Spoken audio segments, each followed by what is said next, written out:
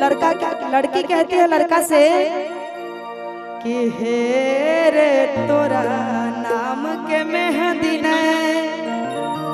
आरे रचाई पलियो रे जोगिया कि रचाई पलियो रे जोगिया।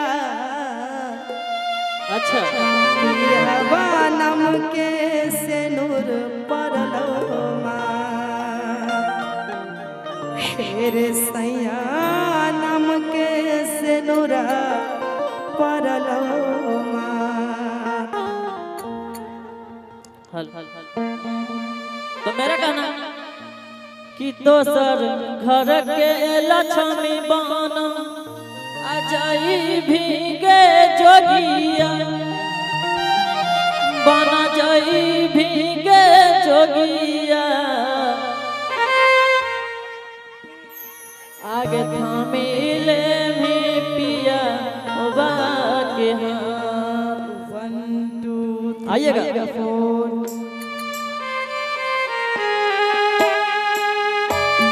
क्या बात है तालियों के साथ।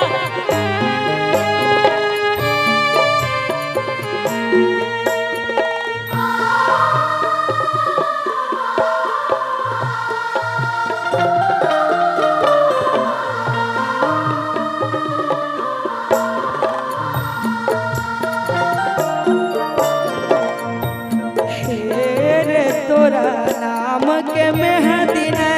रचाई पलियो रे जोगिया रचाई पलियो रे जोगिया तोरा नाम के मेहंदी ने रचाई पलियो रे जोगिया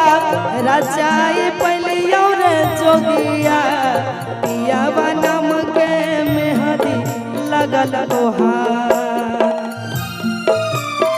सैया नाम के सेनुरा परलो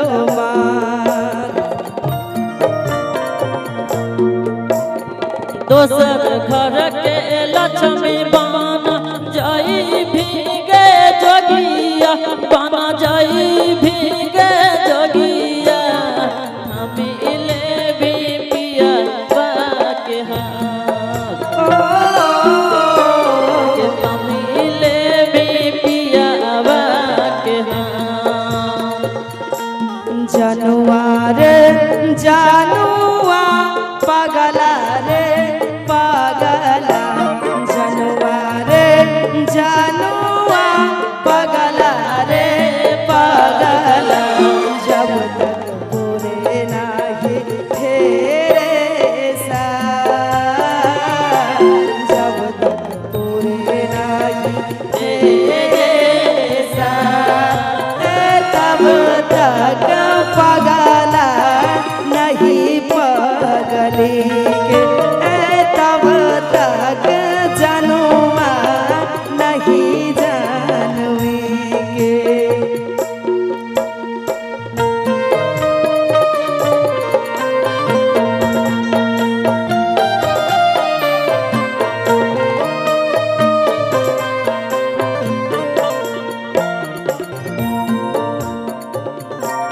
हेरे हमारे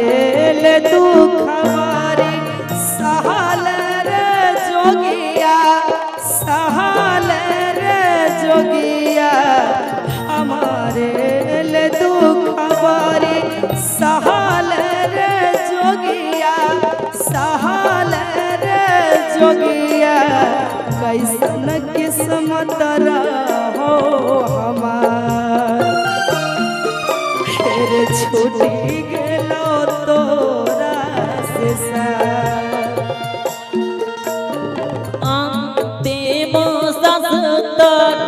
तोरे चाहबक जोगिया है के तोरे रहबक जोगिया भगवान जी से दुख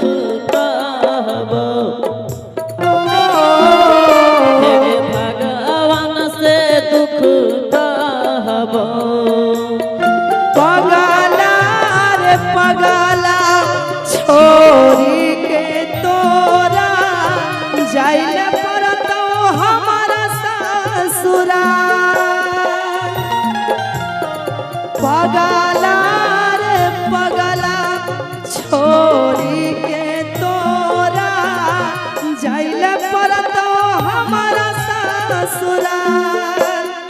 ससुरा में कैसे के रहबो रे पगला पगला बिनु पगली तोहार पगला बिनु पगली तोहार।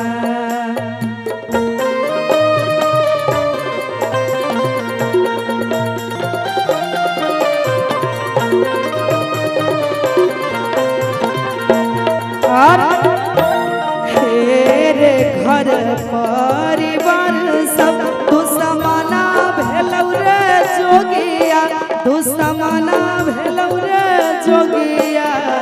घर परिवार सब दुश्मना भेलौ रे जोगिया दुश्मना भेलौ रे जोगिया तोड़ी देलको तोरा से दो करी देलको तोरा से दो मिले मिटियावा के फिर जाइले पड़तो तोरा से दो आगे कहाँ